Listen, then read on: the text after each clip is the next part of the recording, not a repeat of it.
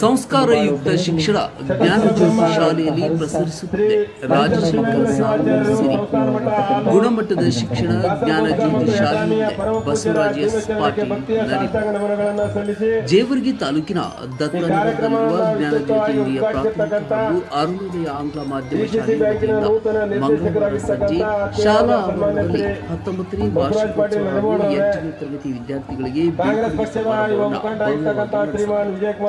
ಕಾರ್ಯಕ್ರಮವು ಅರಳಗುಂಡಿಯ ಮೊರಾರ್ಜಿ ದೇಸಾಯಿ ಸಂಗೀತ ಶಾಲೆಯ ಶಿಕ್ಷಕರಾದ ಶ್ರೀ ಶಿವಬಸಯ್ಯ ಶಾಸ್ತ್ರಿ ಹಾಗೂ ಚೆನ್ನಯ್ಯ ಸ್ವಾಮಿಗಳ ಪ್ರಾರ್ಥನಾ ಗೀತೆಯೊಂದಿಗೆ ಪ್ರಾರಂಭವಾಯಿತು. ನಂತರ ಪೂಜ್ಯ ಶ್ರೀ ಶಿವಯೋಗಿ ರತ್ನ ಬ್ರಹ್ಮ ಶ್ರೀ ಕೆಂಚ ಋಷಭೇಂದ್ರ ಶಿವಾಚಾರ್ಯರು ಸೇರಿದಂತೆ ಗಣ್ಯರನ್ನ ಪುಷ್ಪ ನಮನಗಳೊಂದಿಗೆ ವೇದಿಕೆಗೆ ಸ್ವಾಗತಿಸಲಾಯಿತು.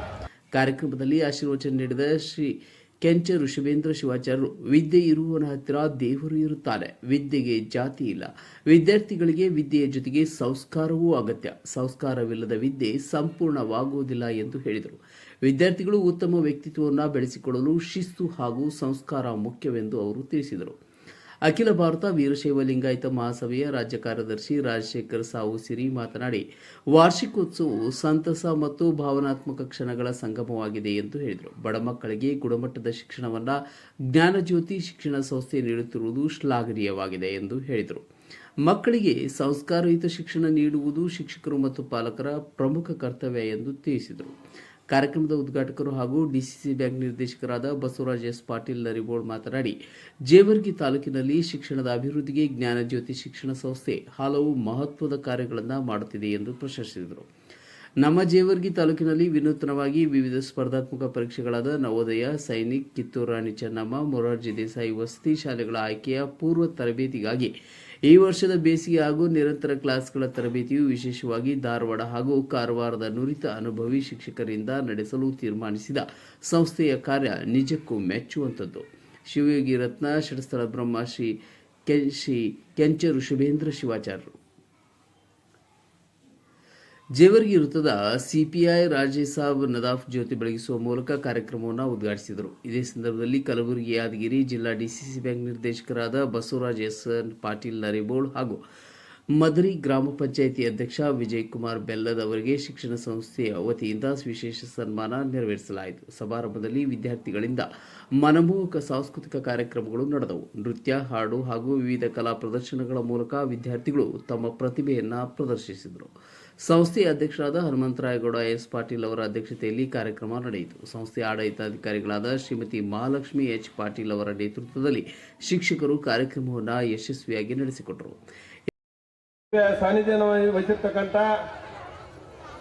ತ್ರಿಕಾಲ ಪೂಜಾನಿಷ್ಠರು, ಶಿವಾಚಾರ್ಯ ರತ್ನರು ಮತ್ತು